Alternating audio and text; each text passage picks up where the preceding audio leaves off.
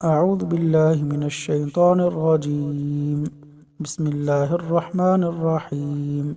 قرض ختم کرنے والا وظیفہ۔ حضرت علی رضی اللہ عنہ فرماتے ہیں کہ ایک غلام ان کے پاس آیا اور عرض کیا، میں حصول آزادی کے لیے طے شدہ رقم ادا کرنے سے عاجز آ گیا ہوں، اس لیے آپ میرے ساتھ تعاون کیجیے۔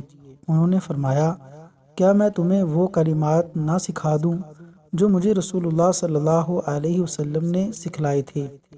اگر تمہارے ذمے پہاڑ کے برابر بھی قرض ہو تو اللہ تبارک و تعالی ان کلمات کی وجہ سے تمہاری طرف سے ادا کر دیں گے۔